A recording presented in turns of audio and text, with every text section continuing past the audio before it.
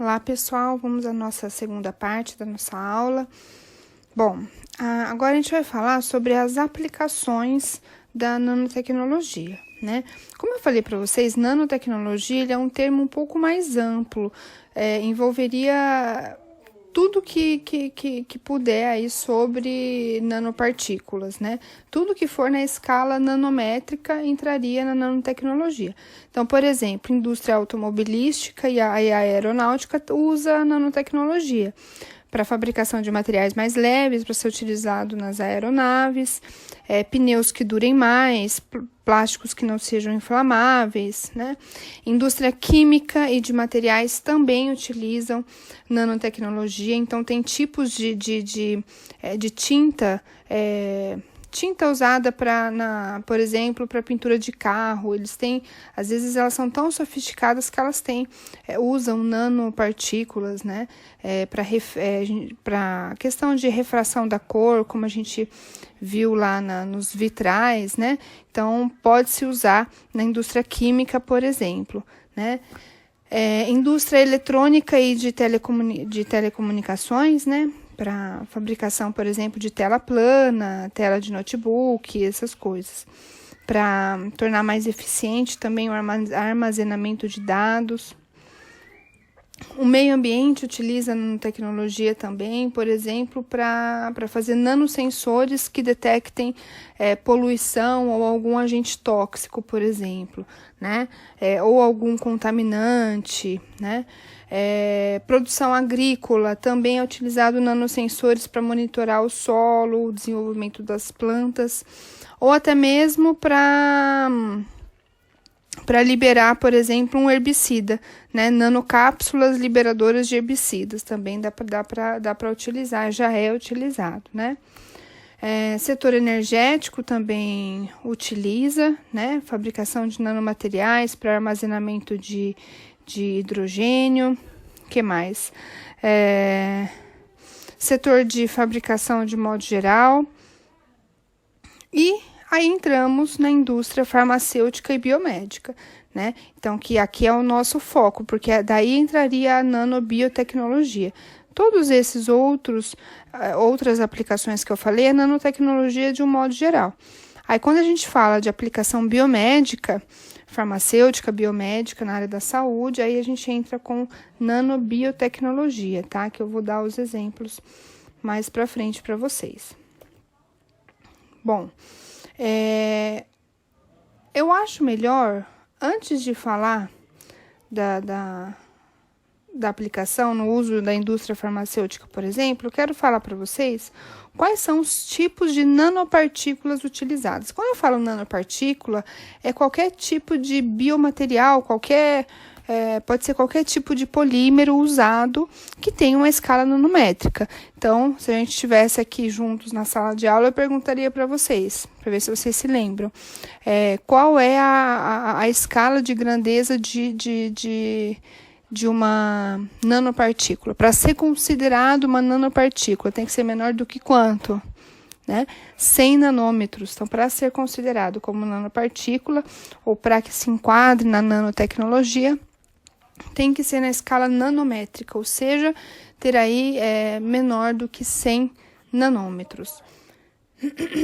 Bom, então, quais são os tipos de partículas disponíveis hoje na ciência, né? Então, a gente vai ver nanopartículas poliméricas, nanopartículas lipídicas sólidas. Existem as nanopartículas metálicas, que eu dei o exemplo para vocês do ouro, né? Que é utilizado. Os lipossomos, as nanoemulsões, são exemplos aqui que eu vou dar para vocês. Começando pelos lipossomas, tá? Ou lipossoma, tanto faz. Essa nanopartícula, ela vai ter uma bicamada fosfolipídica e dentro dela vai ter um compartimento aquoso, tá?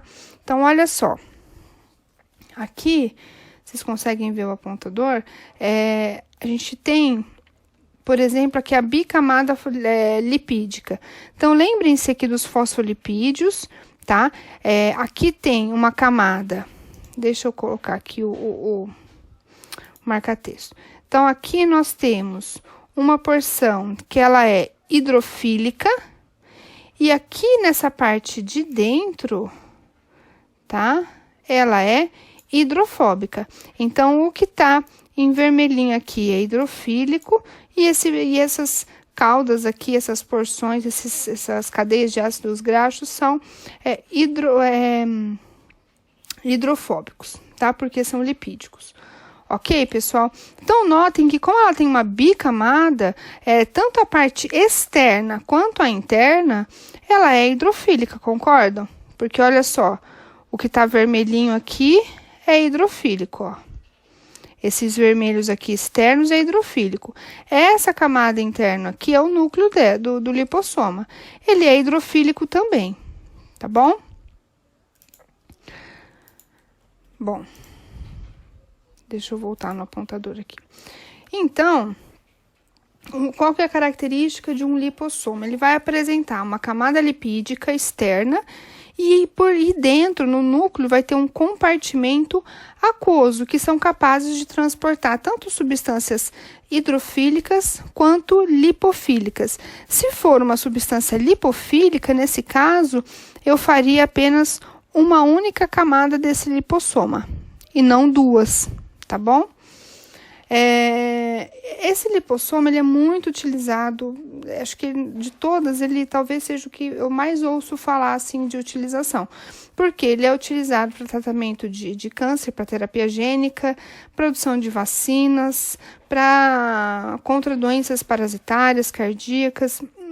Em muitas técnicas usa-se o lipossoma. Por exemplo, na técnica de CRISPR, que eu falei para vocês. O CRISPR, ele precisa ser aquela molécula. O que é a técnica do CRISPR-Cas9? Se vocês se lembrarem aqui, o CRISPR-Cas9 nada mais é do que uma subunidade da enzima Cas9 mais o RNA guia, tá?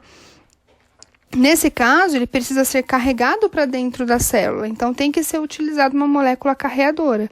Então, a molécula carreadora mais utilizada para se trabalhar com CRISPR em células de mamíferos, né, em células de humanos, é o lipossoma, porque ele consegue ser carregado. Então, olha aqui, o lipossoma aqui, ele serve como uma molécula de transporte. Então, ele é tão pequenininho que ele é incorporado para dentro da célula pelos seus canais transmembrânicos. Tá? E ele consegue penetrar dentro lá da célula, ele vai ser degradado, e aí o que tiver dentro daquele compartimento dele vai ser liberado no interior da célula, tá bom? Bom, então esse é um lipossoma. Outro tipo de nanopartícula são as nanoemulsões. Uma nanoemulsão, elas são estruturas coloidais. O que é um coloide, pessoal? Coloide é sempre quando a gente tem algo que são imissíveis entre si. Por exemplo, óleo e água, né? Então, quando você consegue fazer você não faz uma mistura, ela não é homogênea, tá? A olho nu, ela pode até ser homogênea, mas quando você vê no microscópio, ela não é. Por exemplo, a maionese. Como que a gente faz uma maionese? Uma maionese é um exemplo de uma emulsão, né? Porque você vai misturar algo líquido e aquoso, né? Com óleo, tá?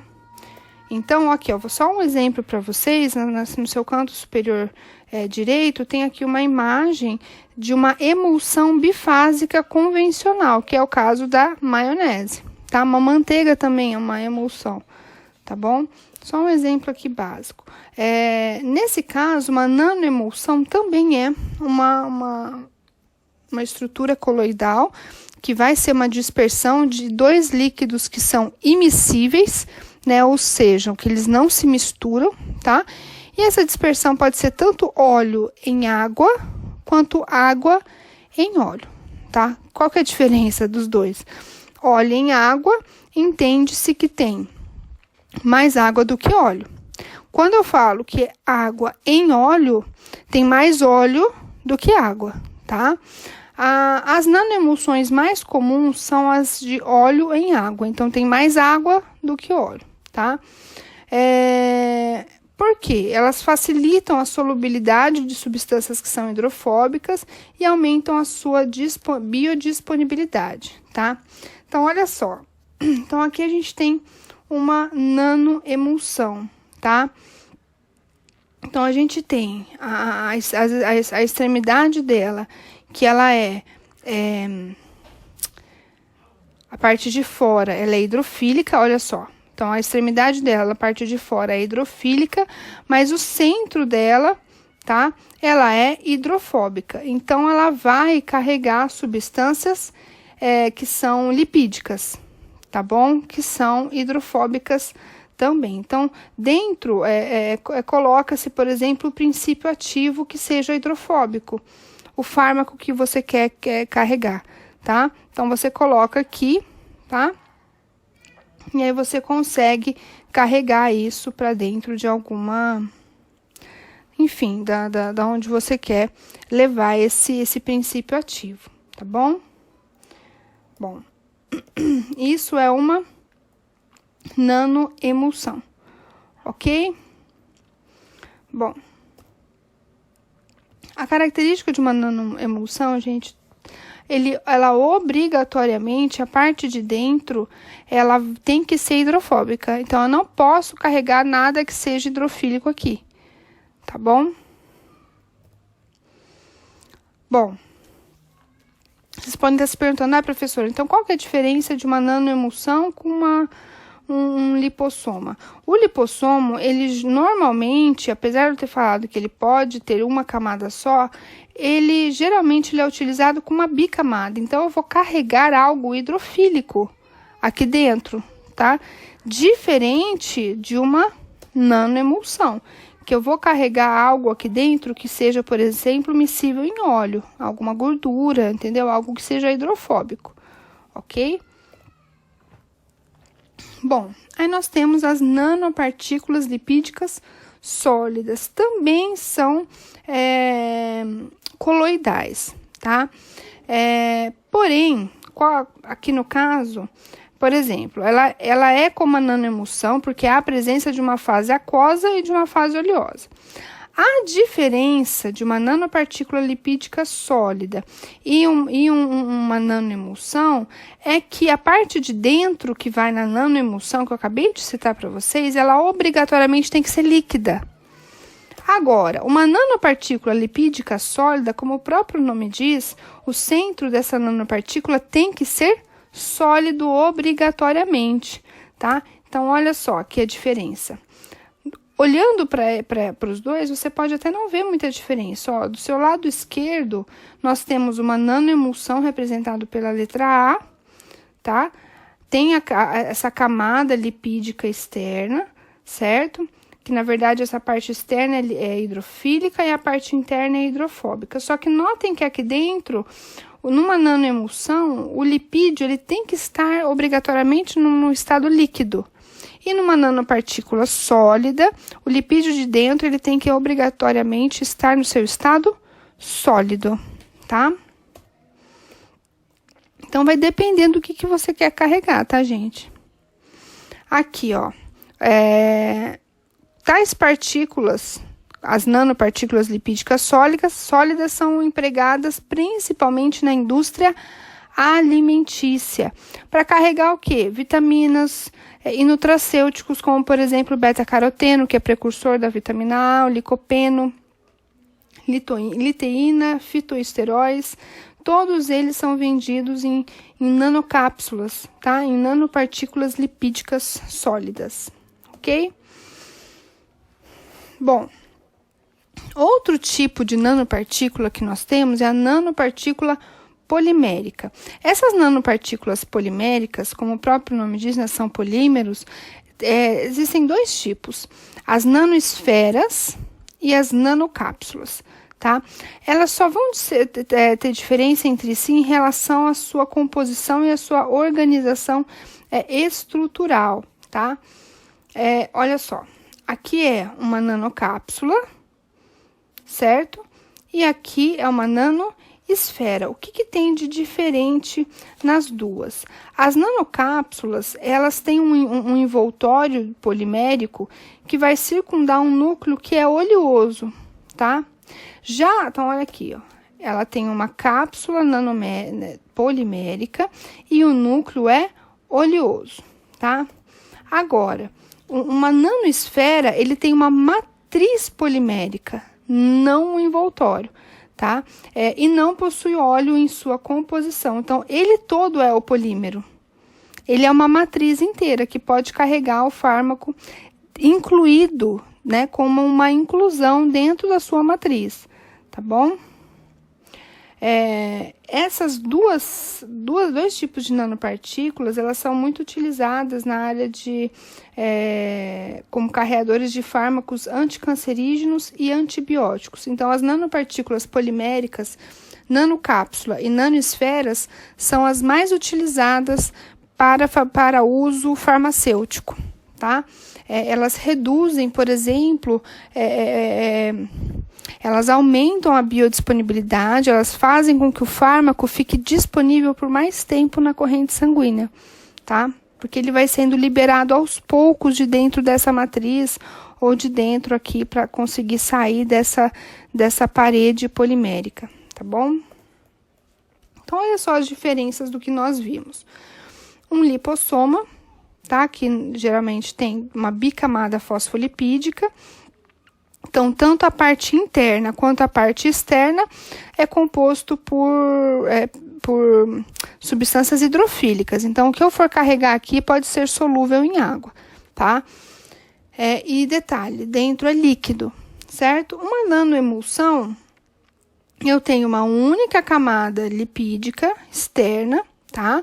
Com uma porção hidrofílica para fora, externamente, e por dentro a porção hidrofóbica. Aqui eu vou ter um líquido que obrigatoriamente vai ser um lipídio, tá? Vai ser algo que é miscível em óleo. Então, normalmente aqui um lipídio, obrigatoriamente no seu estado líquido, para que seja caracterizado como uma nanoemulsão, tá? E nós temos aqui nós falamos da nanopartícula lipídica sólida. Eu vou falar aqui só do que a gente falou, tá, gente? Nanopartícula lipídica sólida, tá? Ela é muito parecida com uma nanoemulsão, né? Porém, a sua matriz aqui interna, ela obrigatoriamente tem que ser sólida, tá? E nós temos aqui as nanopartículas, que podem ser a nanoesferas, que é composta inteiramente por uma matriz polimérica, e as nanocápsulas, que a matriz ela é um envoltório. Na verdade, não tem matriz, é um envoltório polimérico, que é uma capa polimérica, tá? E líquido, e dentro tem um núcleo aquoso, tá bom? Na nanosfera, não tem óleo, não tem como ter líquido na sua composição. Ela inteira é uma matriz, tá? Bom, aí que entra a aplicação, que eu tinha falado aqui, né? Eu devia ter passado isso aqui mais para frente. As aplicações no uso, por exemplo, da indústria farmacêutica. As nanopartículas como um todo, quando eu falo nanopartícula, eu falo delas no geral, todos aqueles tipos aqui que nós vimos, tá? Elas podem ser usadas como nanocarreadores, então para carregar fármacos para locais que seria difícil a sua absorção, porque a absorção do fármaco depende de toda a atividade fisiológica do indivíduo, né? Então, quando você coloca uma nanopartícula carreadora de fármaco direto no local, no sítio de ação, você garante que o fármaco, o princípio ativo, vai chegar no local desejado, tá? Então, é uma maneira mais eficaz. Então, você aumenta o potencial, tá? E modula características farmacocinéticas e farmacodinâmicas. Então, o que é farmacocinética e farmacodinâmica?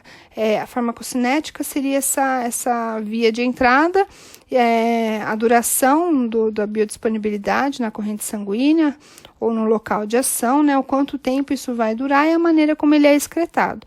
E farmacodinâmica é o mecanismo de ação desses fármacos, tá? Então, tudo isso pode ser modulado com a utilização da nanobiotecnologia.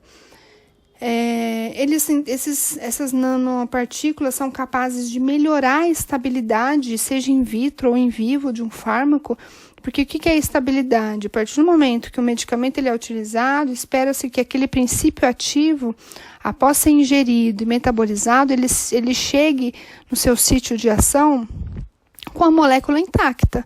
Eu não posso ter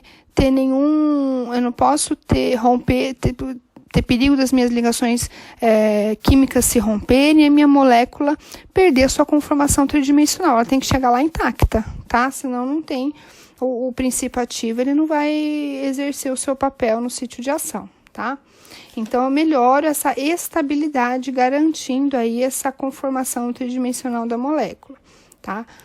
E, como eu acabei de falar, né, aqui da farmacocinética, ele prolonga o tempo de circulação sanguínea e permite uma liberação controlada e direcionada da droga.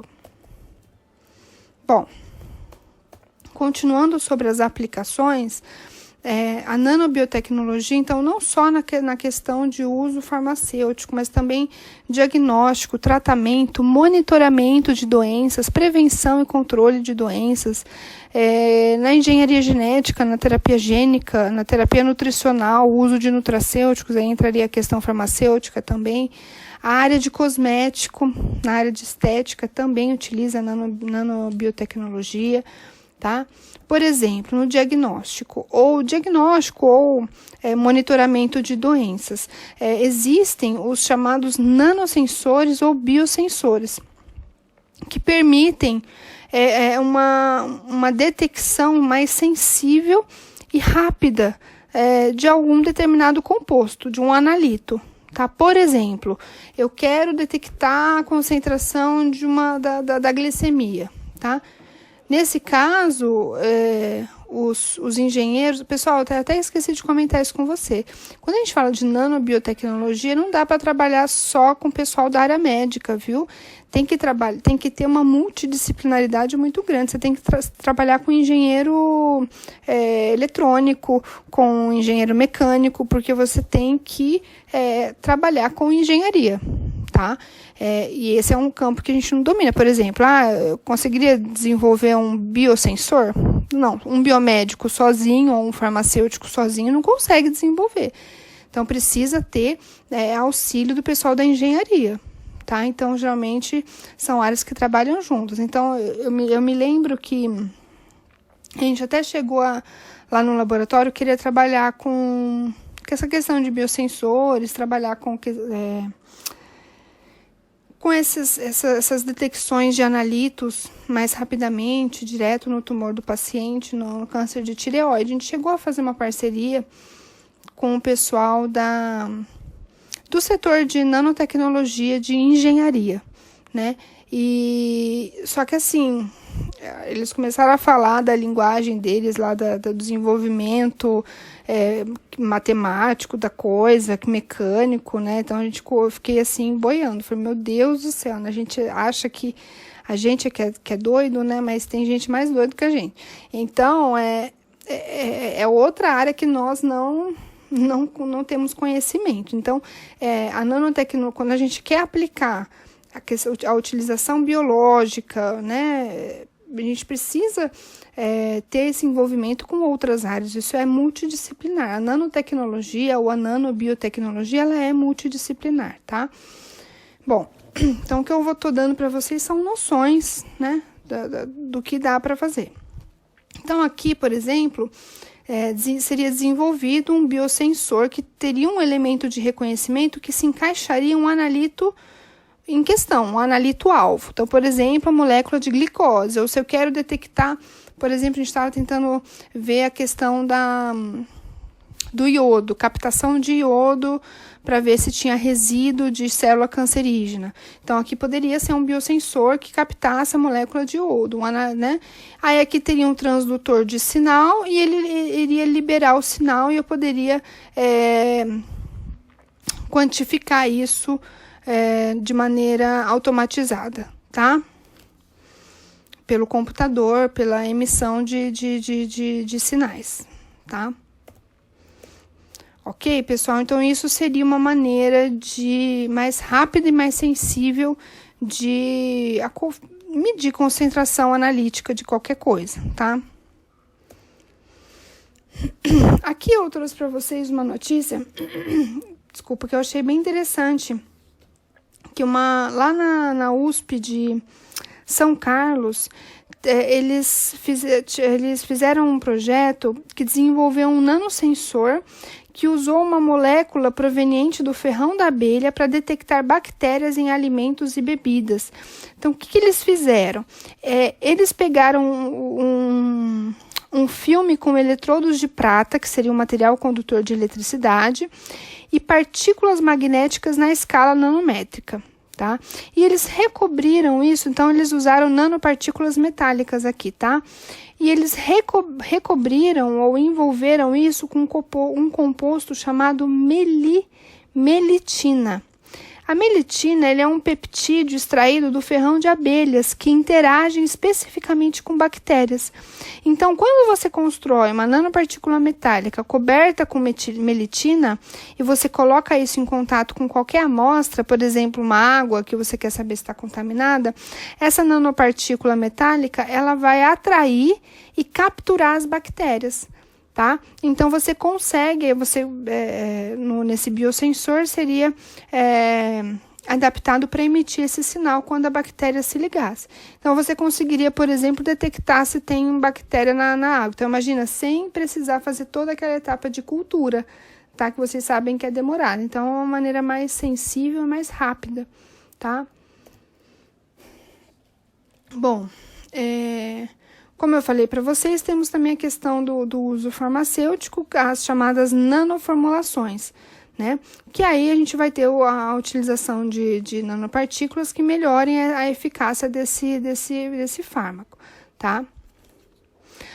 Isso aqui, pessoal, a utilização de nanoformulações permite, por exemplo, a recuperação de fármacos que seriam promissores, mas que haviam sido inviabilizados para comercialização devido à taxa de efeitos colaterais, né? Por exemplo, alta toxicidade, se a metabolização dele, a farmacodinâmica dele for muito rápida, ele não é a farmacocinética dele for muito rápida, ele não é um bom medicamento, então, porque ele deixa uma baixa biodisponibilidade. Então, por exemplo, o princípio ativo, ele é eficaz, porém, ele não foi comercializado porque teve rápida metabolização, baixa biodisponibilidade, né?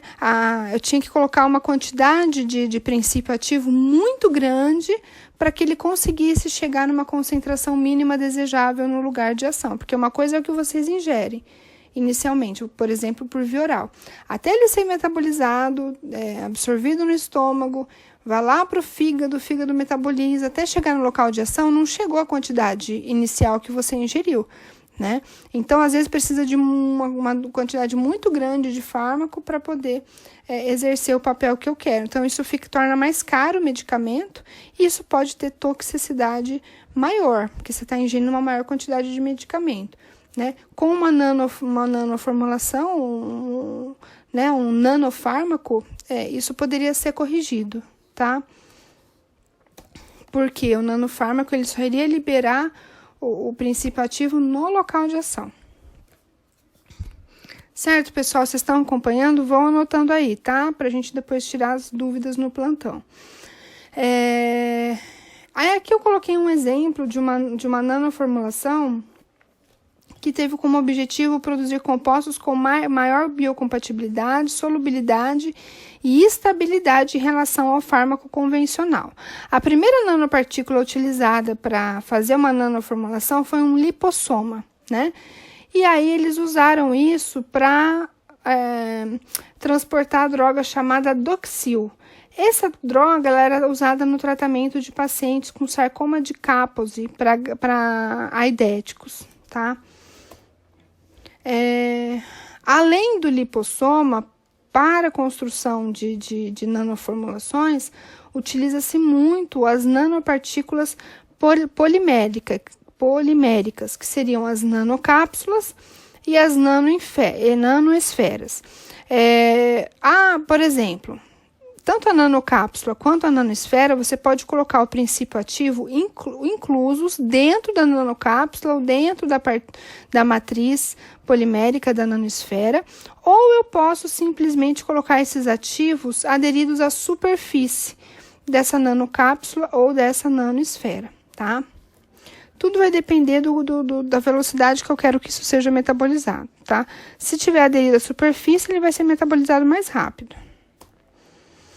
Aqui eu trouxe para vocês também uma notícia aqui no jornal da USP que estão utilizando nanofármacos para tratamento de psoríase, tá? Então, aqui ele utiliza nanocarreadores que vão levar esse medicamento direto no local de ação. Eles carregam sulfeto de hidrogênio, que é capaz de inibir a produção de substâncias que estimulam o processo inflamatório.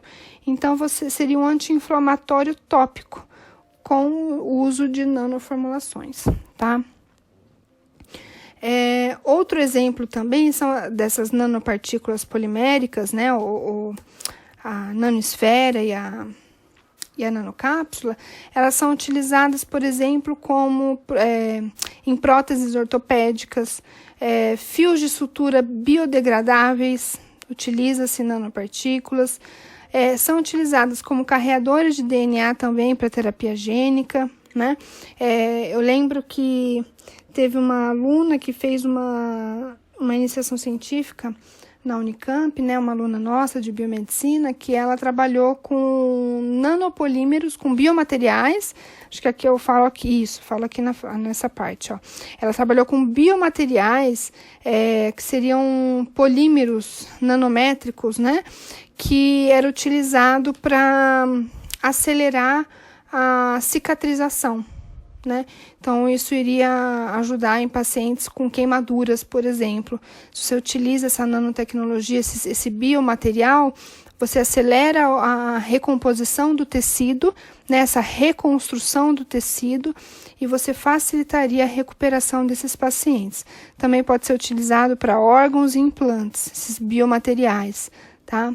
Então, esses biomateriais, eles têm sido explorados como arcabouços tridimensionais. Então, eles formam uma barreira, né? Aquela barreira que ainda não foi, que demora um pouco para ser construída. Então, isso faz com que diminua a chance de infecção, enfim, o paciente responde muito melhor, tá?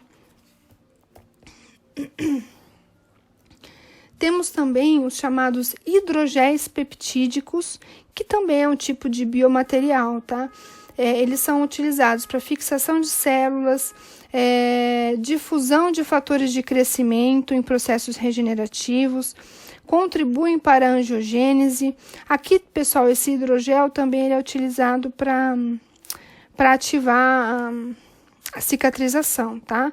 Servem como agente de entrega de fatores terapêuticos, crescimento de fibroblastos. O que é fibroblasto, gente? Que vai fazer o tecido conjuntivo, que vai recompor aquele tecido, tá? E fator de crescimento endotelial vascular. Então, tudo isso, gente, auxilia numa reconstrução ou numa regeneração tecidual, tá? Na estética e cosmética, também são utilizados as nanopartículas. Nesse caso, utiliza-se, seria o mesmo princípio das nanoformulações. Você colocaria o princípio ativo, né, para ser liberado, primeiro para ele atingir mais facilmente o local de ação, né, e para aumentar a sua biodisponibilidade. Então, ele tem um maior poder de penetração, atingindo locais que os produtos convencionais de uso tópico, por exemplo, não conseguiriam alcançar. Então, por exemplo, a gente tem aqui um creme, tá? Um cosmético de uso tópico convencional. Ele vai agir, ó, na camada mais superficial, na derme. Quando eu utilizo uma nanotecnologia, a partícula é tão pequena que ela passa da epiderme e vai agir mais profundamente no tecido, tá? Então, teria essa vantagem de utilizar cosméticos com nanotecnologia, tá? Tem maquiagem, né? A maquiagem, o uso da nanotecnologia seria para variabilidade de cores. Então, cores diferentes, cores novas, mais irradiantes, né? Cores que fixem melhor na pele, né? Tem outros também, como protetor solar, produtos anti-envelhecimento. Esse tem um monte, né? E produtos emagrecedores e por aí vai. Certo, pessoal? Então, por hoje é só.